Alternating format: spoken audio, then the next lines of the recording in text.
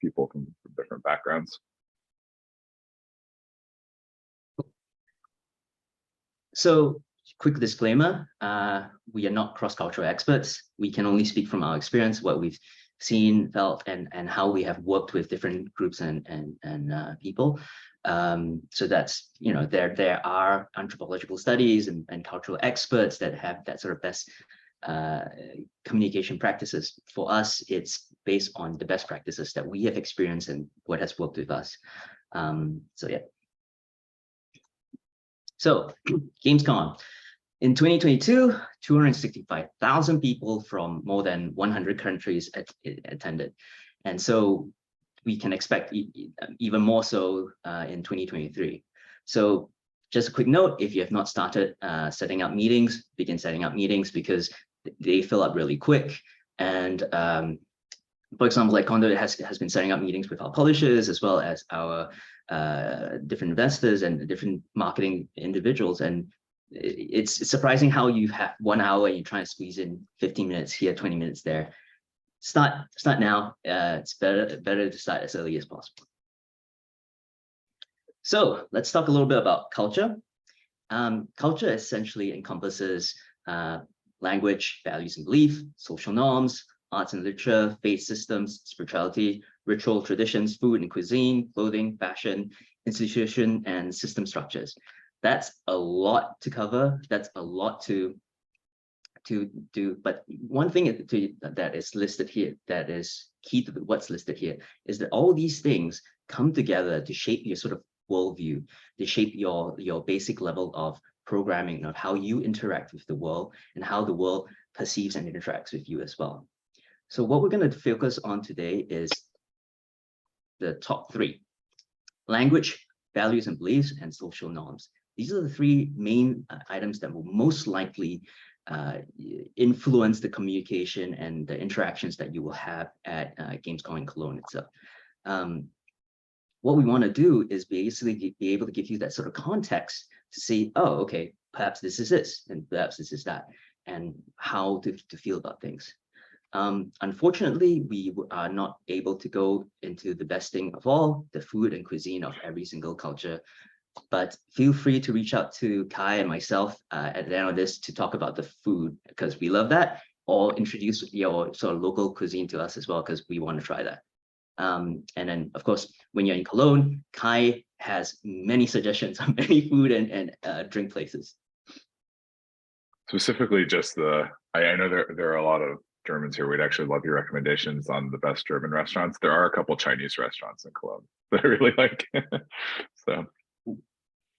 Sorry.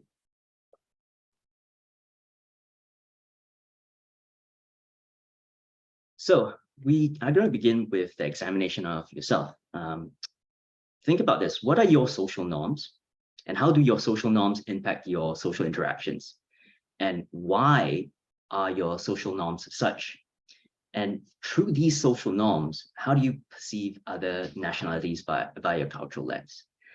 We view the world from what we have learned, grew up in, and have experienced, but we rarely ever think about why we are doing these things, or why we are promoting or mentioning things in different ways. And we also don't often think about how others view and see things differently. It's really key to think about it from this perspective of not just yourself, but also from their perspective as well. So one thing that most people have is that they have a heuristic of the world. With over 100 countries that are attending Gamescom, you're going to have that issue where there are simple mental shortcuts that you're gonna take. These mental shortcuts are common in everybody. They're common in how we as human beings interpret the world and provide a sort of context to how everything is. We allow the basic individual to come up with really reasonable conclusions to fairly complex problems at a very high level. But unfortunately, this does lead to stereotypes. But there is also a difference between stereotypes as well as generalizations. So With stereotypes, right, the ideas are often attributed to the same characteristics to all the members of the same group, whereas when you are generalizing things, you are not putting them in a box. You're feeling an initial framework of how to think and how to understand that interaction with people. When you have generalization, you're allowing yourself to have new data, new information to shape your view. This major difference, this major shift in thought allows you that sort of comprehension of like, I know this baseline is such, but there's more information that will come in that shapes this particular viewpoint that might not be correct, it might be correct, add. You see the bigger picture, you see the clarity besides just that individual closed box that stereotypes provide. So typically when you're at Gamescom, you're gonna be speaking to people. Some of you are fortunate enough to have a booth. Some of you are gonna be networking around. Most of these interactions will be one-on-one, and they're gonna be from people from different countries. So let's give an example of these two speakers, right? A speaker who's extremely direct and a person who's indirect, meaning these two individuals perceive and provide information and conversation in very different manners. And what happens is that these two speakers will bring out four interpretations of how we are perceiving these messages. For example, if the direct person was being indirect, I myself could be perceiving it as direct. And when he's direct, I could be feeling it's blunt. And when he's blunt, I'm feeling like, what? Rude, you know? However, on the flip side, when I am indirect, the person would be meaningless. Like, what's he talking about? When I'm being direct, he feels I'm indirect. And when I'm blunt, it's like, yeah, that's the way to explain things. The difference in how you interpret it obviously shapes by the culture, but you can clearly see how the different interpretations come from each side of how the message is provided. And the reason why this is the case is because there's so many nuances in everything that we are using to communicate. The basic nuance for such things are like culture, mood, tone, your age differentials, that sort of overall view that shapes your worldview. And then there's the language issue as well. Most of us, our primary language is not in English, and we all know there are words in our own language that cannot be translated into the English language, or it has these intrinsic meanings. A good number of us are programmers, so the Linux Ubuntu, which is a Zulu word for I am because we are. And when I first heard it, I had no comprehension of what even that phrase meant. So there are a lot of things that are you're not able to translate directly, nor are you able to fully comprehend because there is such a barrier within the language itself. There are things like body language when you are speaking to the person, when the person's in front of you, how they're angled, how they are talking about it, even their hand motions. Hand motions are funny in the sense that they can mean two completely different things in different cultures and different societies. For example, in India, this would be, what do you want to eat? Or do you want to eat? And Italy is what? So it's same sort of motion, but very different things. There's a reason why, and when you go to Disneyland, the individuals there are pointing this way with two fingers versus the one finger, which tends to be rude. There is that sort of understanding that these sort of things play an entire huge role in terms of that sort of cultural communication besides both parties.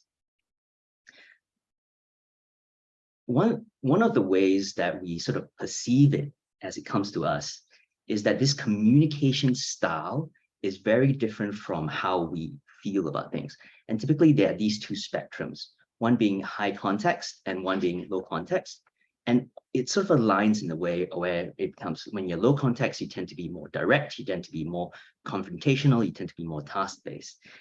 When you are high context, you're more indirect, non-confrontational, and more relationship-based. Now, High context communications basically rely on this underlying meaning and underlying non-verbal cues. The low context, it has less reading between the lines, relies heavily on the words have the actual meanings itself. There is no good or bad. There is no right way or wrong way. It's just how people communicate and how these messages sort of get across. When you have task-based communication, you tend to have this tendency of being very direct, clear, goal-oriented, with information related to the task itself.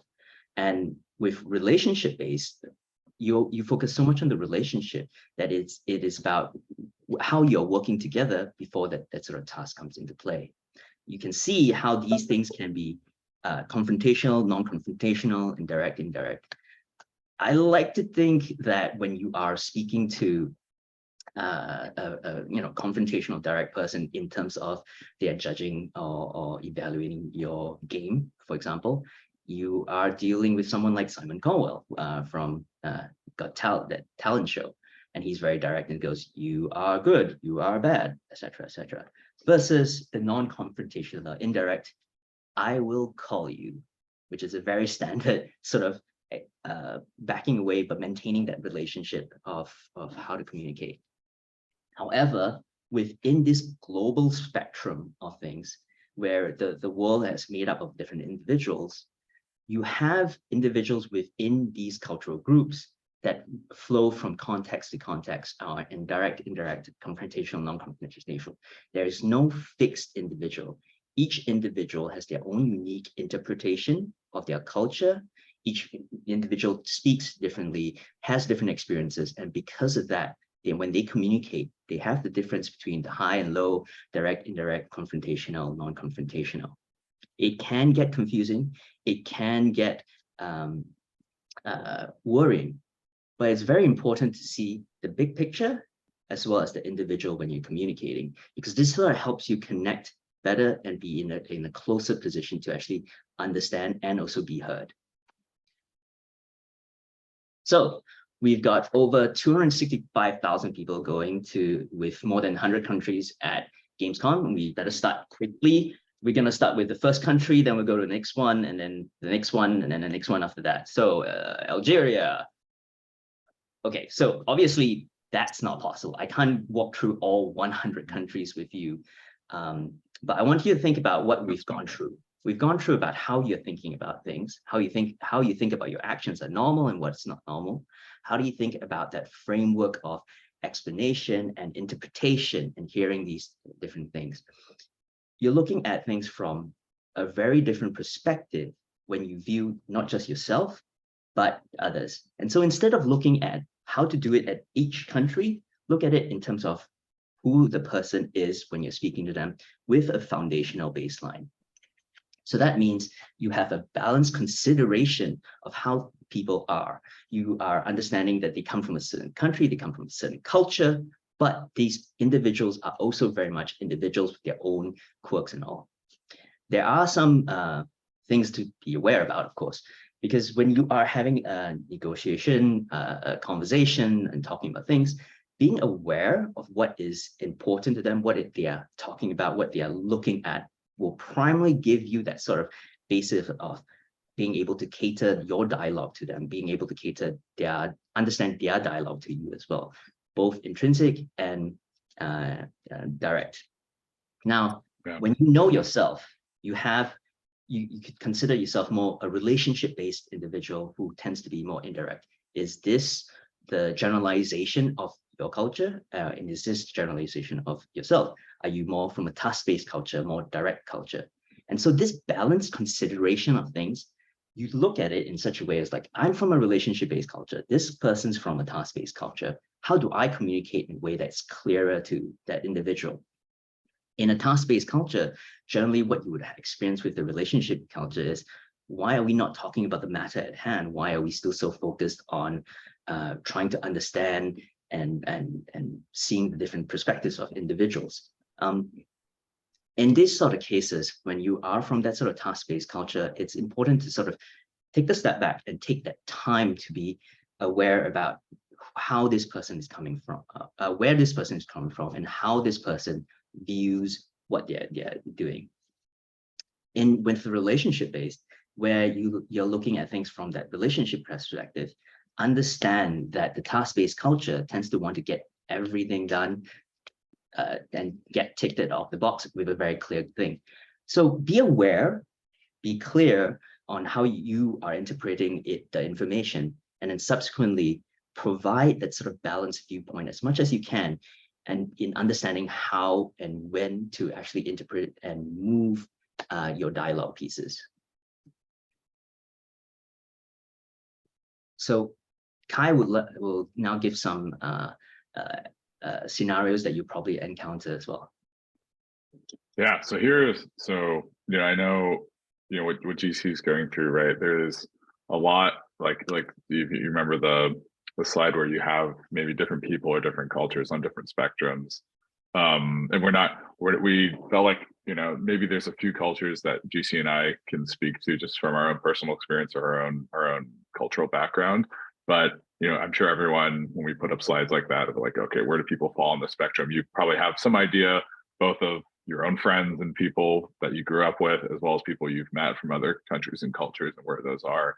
I think everyone can end up falling, you might be able to say like, okay, one culture tends to be more like this. Like, for example, I'm part Japanese, and like Japanese language and communication can tend to be less direct, although really what's happening is that there is actually a lot of communication happening, just not so much verbally or certain verbs. There's a lot of nuance to each word that's said. And so as an example, here's me. All of these pictures I tried to sum up in pictures my own background. So I grew up in California in the desert, which is kind of its own culture and kind of a small town called Palm Springs. And then on the like cultural and background side, I'm, American. That American lineage goes back to like Germany and like parts of Northern Europe. And then I'm also Chinese/Japanese, and my mother grew up in Taiwan. And so it's like, which of those do I really say? And so I remember when I was younger, I would kind of struggle about how to explain this to people, or people would ask and they're kind of like looking for like a one shot or like an easy answer, maybe move on to the next subject. And so I'd have to, even then I'm like already sizing up like, okay, does this person care? Like, do they want me to like go through this, this whole slide, or they just wanted me to say I'm from California, which also is helpful. And then there's even amongst these places, there's all of this communication nuance that I kind of always found fascinating. Like, for example, I don't know if any of you let us know in the chat if anyone's worked with people from California, or specifically Southern California, where you have kind of the same English intonation that I have. I always feel like people think I'm a surfer, but I don't surf. I'm very bad at it. And so even myself, who sounds sort of weird from Asia and with the Western thing, but actually serves different characteristics. Yeah, right. And so, people don't realize, I think, like Americans abroad come off maybe, tend to be a bit louder. You can probably tell when there's like an American talking. I always joke with my friends, and if you're in a bar somewhere else. But even within California, right, which is just one of the 50 states, Southern California, where I grew up, has its own culture. And I've actually realized over time, Southern California and English or communication is actually quite indirect at times. People have, like, say, I live in LA, people in LA, they have a hard time saying no. And which is almost similar to like my Japanese or a little bit of like a Taiwanese side. But so then what happens is people are always, they have a hard time saying no, but really where it comes from is always wanting everyone to be happy and wanting kind of this unity and cohesion. And so they feel, or like I would feel like, oh, like even for me, frankly, sometimes it's still hard to say no, but I've learned this through working with people from other cultures, which is kind of interesting because say you go to somewhere like Gamescom, you end up meeting people, even in the conversation, it might not come up. You might not know what country they grew up in or like what languages they speak. And that's totally fine. If anything, it's almost better for it to just like come up naturally because like some of the most important things are just how do you, like GC was saying before, communication is always two things. It's what, say, the other person says or puts forth with words or body language, and then there's the interpretation, aka how are you interpreting what they have put out there. And so I think, do you see, you might go into the next slide. I think with every culture and just there are certain themes that to keep in mind, because it's a bit hard to say like, okay, every person you meet at Gamescom, try to figure out where they're from. Okay, is that, is that culture in my research, does that fall on like this side of the spectrum or that, like that, not going to happen when you're, we were saying earlier, you've got like a culture, like a beer in your hand, and there's all these other people and noise going on. Like the only thing you can look at or like think about is just the person in front of you, or if it's a small group of people, those people, and how you, and also recognizing how you are interpreting and pulling down the information. And so I tried to just, in working, so I also, I'll talk a bit about my work background as well in the next slide, but spent a lot of time personally, as well as working in different cultures in the games industry and music. But try to pull away like, okay, what are some things that you can apply to talking with anyone that more almost just like kind of setting your foundation, so then you like allow the full spectrum of possibilities to come your way. One thing that I think is common probably in most cultures, and maybe it's just humans as a, as an animal species in general, is building trust. So that means, think about how, who are like your friends, right? Who, like, how long have you been friends with them? Take your family, right? Family is like the ultimate trust and time spent, right? They are literally, they were with you before you were born, and they're with you after you were born from that time on. And so a lot of times, literally, like what it takes is just time and familiarity and keeping in touch with people, not always having an agenda to push on the work. Maybe it's, you help each other out. And eventually it's like little, on the day-to-day, they're little things, or they might seem insignificant. I know there've been times before when I was like, oh, like, I really just like want to get this done with this company or this person. And so I'm like trying to like, I'm like a bit impatient. I'm just like going for that, which is okay to have in mind. But part of it too is knowing what is that other person, the other culture, the other company like, how do they work? It's generally a lot easier to be able to recognize a pattern, or like what is the natural flow of things with that other party, and then try to match your speed and what you're talking about to the other person's flow, or even if it could literally be intonation and you're talking with someone, or it's like over time in a negotiation, like try to recognize how they do things and match that. And one thing too is, again, like let's say you're at Gamescom, let's go back to the bar scene, you're talking with someone, there's a lot of noise, people, waiters bringing around lots of more cold beers. You're talking with one person, and so it's a bit, maybe in the beginning it feels a bit awkward or mechanical to yourself, but a lot of times I think the best way to get to know someone is to have them talk, right? And so I think being able to recognize as you're saying things, like literally in real time, how is the other person reacting to what you're saying? Like, are they nodding? Are they like excited, kind of like leaning in, like, oh, like tell me more? Do they do that where they furrow their brow and they're like kind of puzzled, or they're, they like lean back, or they're just like, anytime someone like feels like maybe they're a bit confused, it's always helpful to clarify and to just to make sure the point came across. Like a little trick I do. I don't think I do it consciously anymore, but one thing is that clarifying also can buy yourself time to think and to respond. So say someone asks you say you're talking about work, you're talking about your game, someone asks you like, hey, curious, like what's your 2-year roadmap, or like, what are you talking to publishers about, or like, and then you could buy yourself maybe a little bit of time if they're like harder questions or more detailed questions. You can kind of read this back to the person. So not only does it, so you can say like, oh yeah, so you mean like, like when we're going to publishers, like what's literally in the presentation, or like, what's the highlights. where it's helpful for the other person because they're like, yeah, oh, cool, this person understands me. Yep, that is what I mean. It's like, nice, that feels good to the other person, but then it also gives you a bit of time to think about what you want to say. And I think the bottom line of all this is just to try to find the common ground with any other human, right? No matter where they're from, where they grew up, the languages they speak.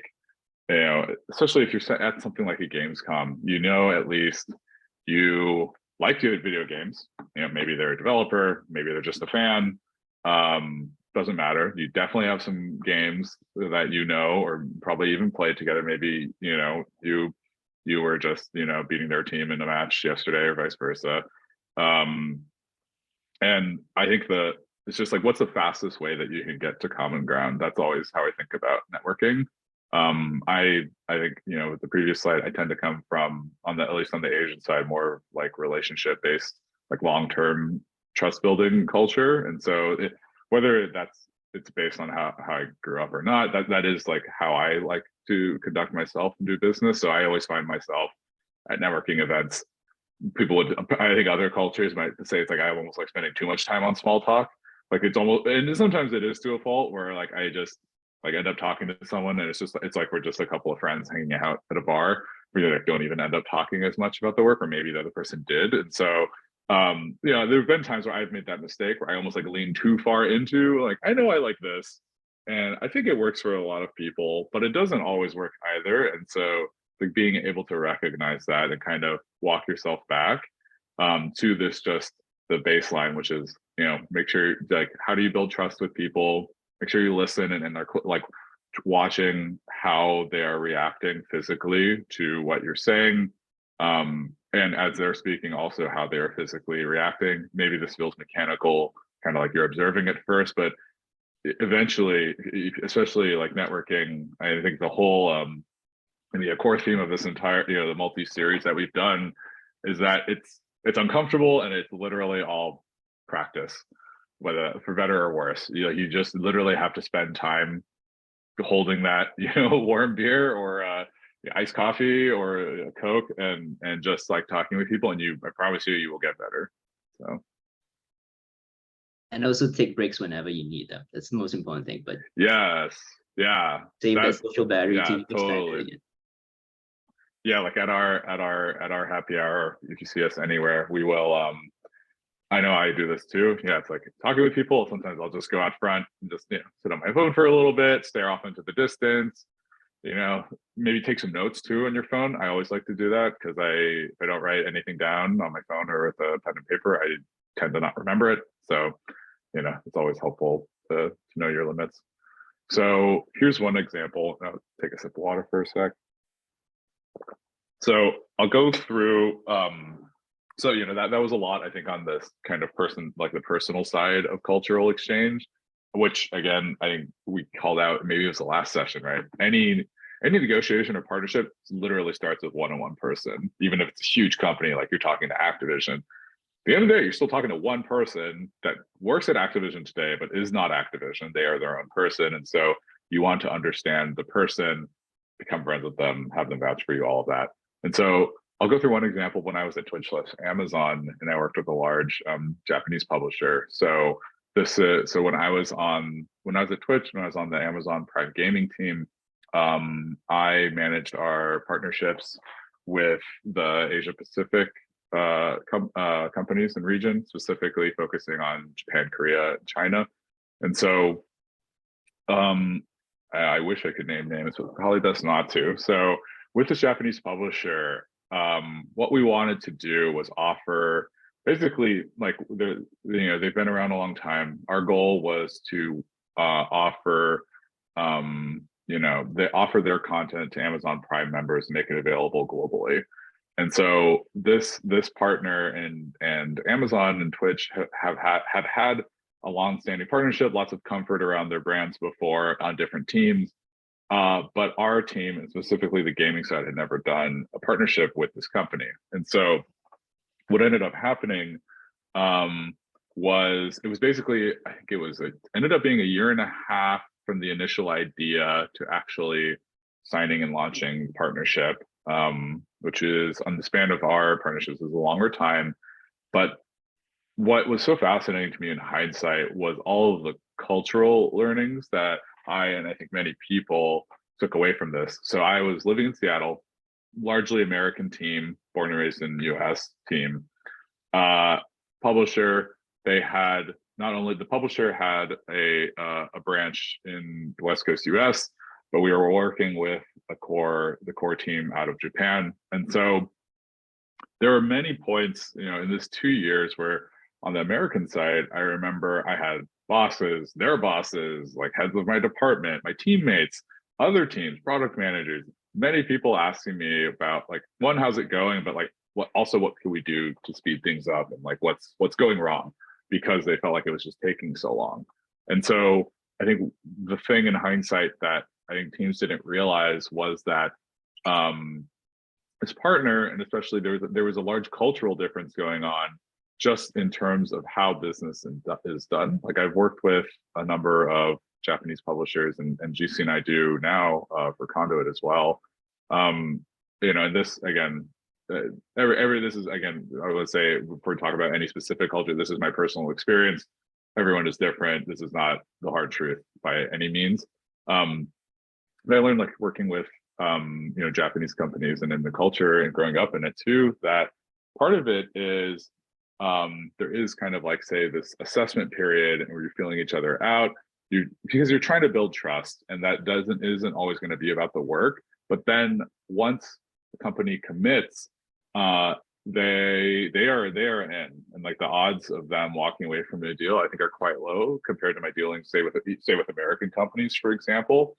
Found with American companies, a lot of times there's a lot of excitement and like optimism at the beginning. And so people can get quickly, say, into the negotiations and things, but then it's almost like, I'm not saying those deals don't go through, but like it is a bit more gray, and it feels a bit less finite in the middle and the late stage of the negotiation, where you're like, oh, you are a little bit worried, like, is this going to go through? Are they like playing a negotiation game? And so it's like almost like a different time horizon versus I found like with some of the Japanese companies, it's like slower in the beginning, but then it's pretty consistent and like pretty reliable, even if it takes a long time. Although that long time span can make you uncomfortable. Say that was why my American team at Twitch and Amazon was uncomfortable during that. And so what do we do about that? Honestly, just spending time face to face. I would go to Japan about 2 months out of the year to meet with this publisher as well as others, but probably at least half of that time was with this publisher. And so I know it's not cheap to do or necessarily time efficient, but there's literally, I found in my own experience, there's literally nothing like just hanging out face to face. You can probably you go and you set a meeting, and that you do like go to the office, or you spend time, of course, talking about the work, but you need the time to just hang out with the other people at the other company. And so that, because even now, like as GC and I have started Conduit, obviously no longer at Twitch and Amazon, those relationships and those people that I've worked with for years before are working with us now. And I think to another central tenet of the games industry, not to be too stubborn about it, I know we said this before, but people do tend to stay within games once they break into games. So you might be a solo dev today, you might go to work at publisher tomorrow, you then might be executive producer at another studio, and you might go to be, create a software platform someday. You have no idea. But those relationships, and if people had felt like this was a person that took the time years past to come and understand me, my team, spend time with me, get to know me. I also enjoyed like the work experience. They didn't do anything to like mar their reputation there. They'll remember that, and they'll remember, like, say the deals or the work you did, but they'll really remember what you want to have is like, oh yeah, you remember that Gamescom back in 2023? Oh, that was such a fun time when, like, oh yeah, that afternoon by the river when the sun was setting was just like so nice, and like by the bridge with the locks, and it's like actually moments like that. I mentioned like a Chinese restaurant, either like not to just keep vouching for Chinese food and culture, but there is, that was like a tradition for my old team and I, and some of the partners that we worked with, was to go to this Chinese restaurant, and a couple of them while we were in Cologne. So yeah, I think it just, you never know where people will end up.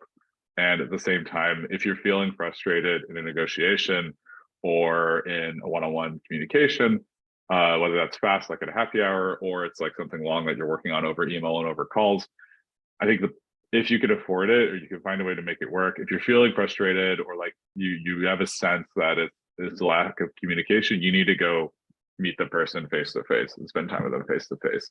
And I found for myself every time that would help.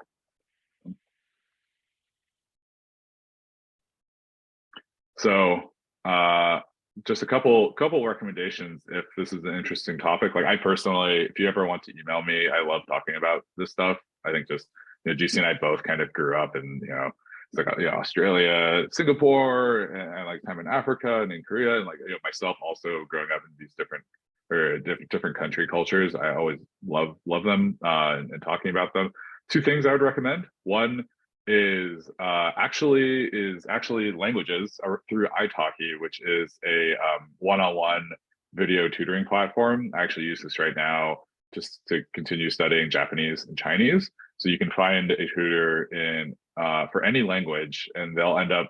What's cool is, like, my tutor is in a southern part of China called Guangdong that I've been to before, but not in her part, and so so we end up like having this really interesting cultural exchange just about what the culture in the city is like where she lives, and then I talk about LA and California. And so what ends up happening is, not only is it, I think it's really fascinating, but it's like, say you have a trip, say you're going to Germany even, and I think people always appreciate when you take even some baby steps into their culture. So even just doing a couple hours of German lessons to look and find a tutor you like. It's usually pretty affordable, and then just get know a sentence or two. And I've always found, like, when you do that, even just a little bit, not only is it gratifying to you, and people are like, oh, that's super cool, like, that, where'd you learn that? Or you're talking with, say it's not at a meeting, you're just talking to someone in Cologne, you go to like a bakery and you're buying something, you have a little nice exchange. Both sides appreciate it. It feels good. And so I would just recommend you actually do a little bit of time to study the language before, and it could be quite fun. Second is this general topic of thinking about how different cultures interact, as well as also around business communication. I recommend the book called The Culture Map. It is pretty interesting in talking about kind of continuing the themes that GC and I have been talking about, like how do different cultures work, and they go into more specifics by country. Like, I think they spend some time talking about I forget, definitely parts of Europe, I believe, like some Central and Eastern Europe culture, German, English, American, South American. Like, they don't, obviously there's so many different cultures in the world. I think they tend to more Western and Asian, and maybe some Latino culture, but it is pretty interesting as a next step too. So yeah, We come to the end. that's it. Q&A session. Feel free to ask any questions, or if you have perspectives where you're coming from the country that you are, certain tips you want to provide, please. We are an international group, and so let's have a learning session. Oh, and one quick thing I realized is, one thing that really bonds people is food. Like, from the very beginning, I said, so if you're in Germany, the simple thing is like, what's your favorite restaurant here, or what German food should I try that's German? And for Germans, the same thing, like asking about the food or the culture, or an interesting place from where the person is. It's also something that helps you build that bond and trust, and being able to move on from that relationship as well to the next level. Yeah. So for Carlos's question, anything to think about socially when going to Germany, I know we said earlier there are a number of people from Germany in the chat. Does anyone want to talk with Carlos? You don't have to come on camera if you're not comfortable, but could talk on the mic about, yeah, what's German what's the social culture, business culture like in Germany? What should we think about?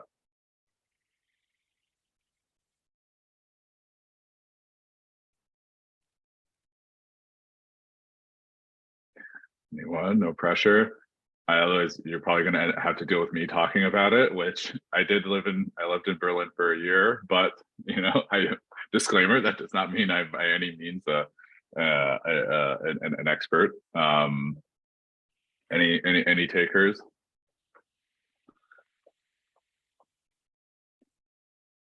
Sorry, what was the question, Kai? So Carlos asked, anything we should know when going to Germany socially? Yeah, so I try to Generally, they're not being rude, they're just communicating in their own way. Translations don't necessarily translate correctly or well with syntax as well as politeness. There's a reason why the further Eastern Europe you go, there is a sense of change in the politeness level. It's just simply because their language base communicates things differently with a lot more essence. So when you're in Germany, they're not being rude, they are just communicating that way. Yeah, I would say one thing too, like from my own experience being in Berlin, which is kind of its own microcosm of things within Germany. But yeah, to go back to my like cultural slide, right? I always found I'm like kind of more it can be a bit indirect at times, being from California, also being like part like East Asian. So I actually I learned in Berlin, I think people like say I remember one example was I was kind of into like music production, so I went to like a music production store where they had a lot of hardware and different tools. I thought was super fascinating, and I remember I actually spent a couple hours in there with the shopkeeper, looking and trying different things. And I think in the beginning, he was like, okay, what, he was very direct to me. He was like very direct, just like, what are you looking for?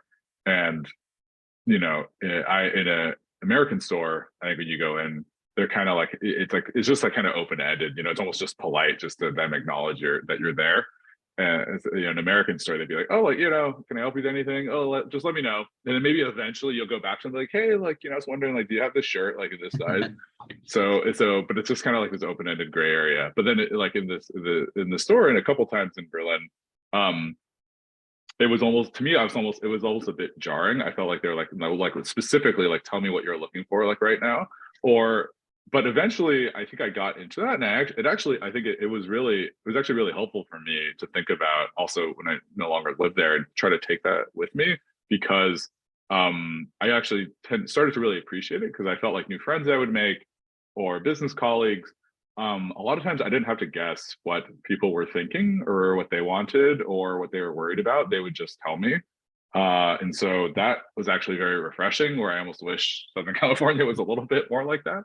And so I think, at least for me, yeah, so Carlos, maybe that's my long-winded answer for just if people seem blunt, it's just because they're interested and they want to understand. And so if anything, try to plan for that. And if I think it's always good to like react. So it's like if you get a sense they're being like that, try to match the energy level, so then it feels more familiar. So this sort of also flows into Megan's question of, we're running a booth, any tips for that?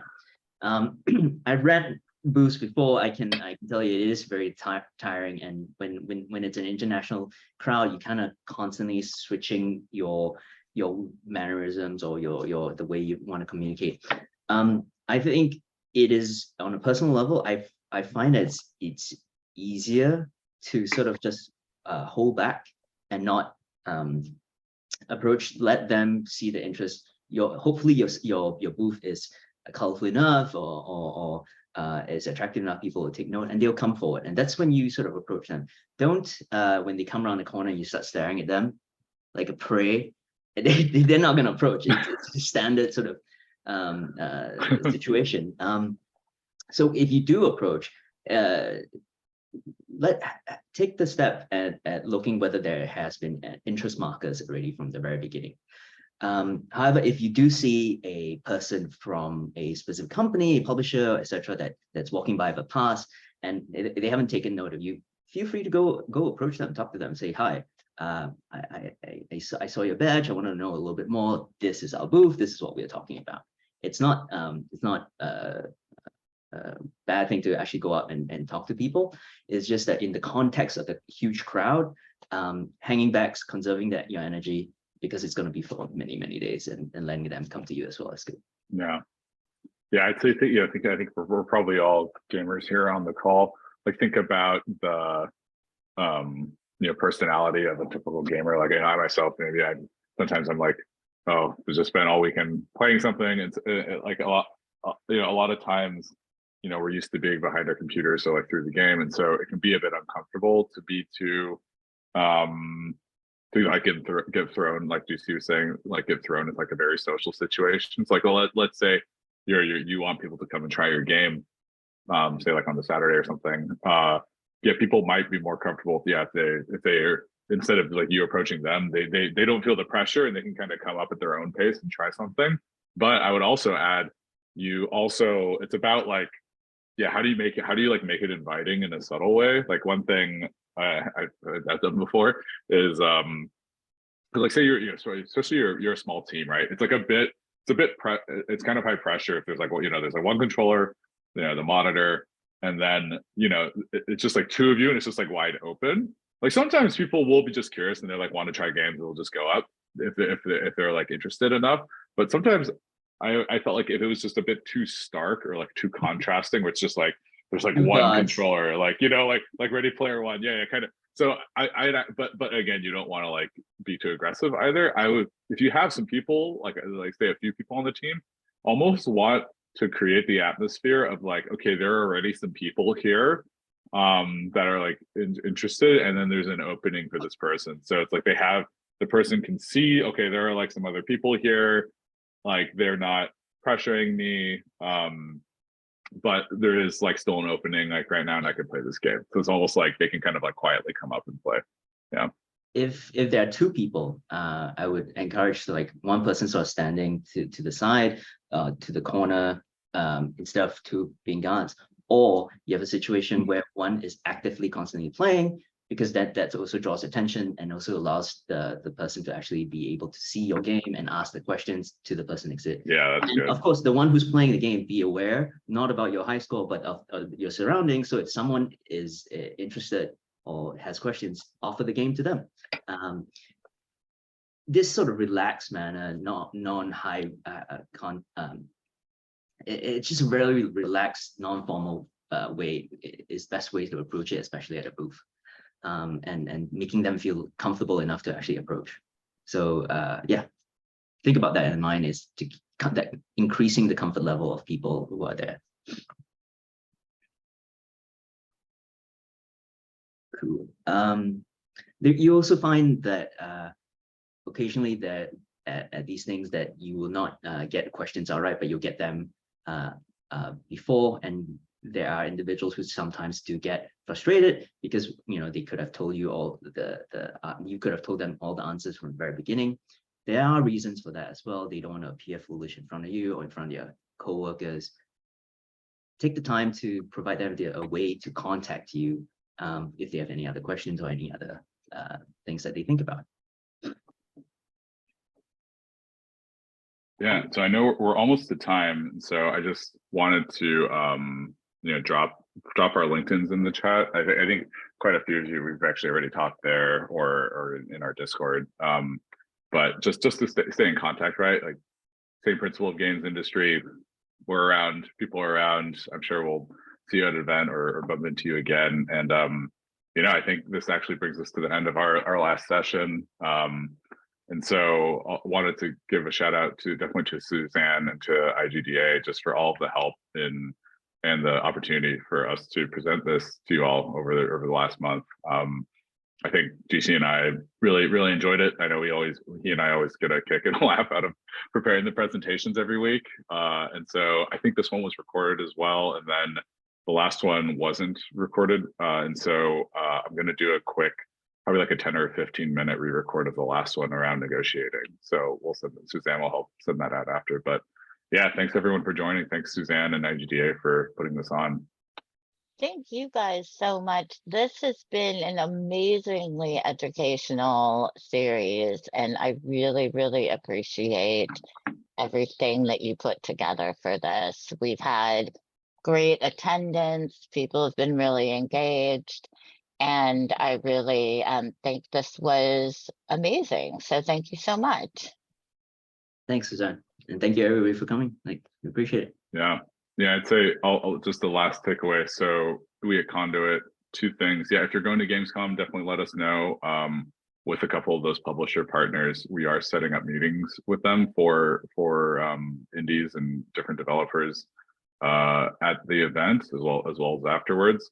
And then separately, kind of what GCI and their team do mainly is to help indies with marketing. And so we've designed kind of affordable tools, software tools that allow you to turn gameplay into social posts, basically quickly find players and find your fit on social channels while you're developing the game. And so that's born out of kind of years of seeing how hard it is as you're building the game as a dev, to then, at 8 p.m. or 10 p.m. be like, okay, wait, crap, I need to like go make TikToks now. Like, what's that about? Like, what do I make? And so we try to distill a lot of our team's knowledge into these tools at a lower price point, just to allow you to do that. Say if you don't have a publisher or a full team today. And I think Suzanne we'll announce later too, but we're also going to give a $50 off discount to all IGDA members. So Thank you very Cool. much. Which Feel is free to ask. amazing. Yeah. Thanks again, Suzanne. Thanks everyone. Yeah, thanks for joining. Thank you. See you in Cologne.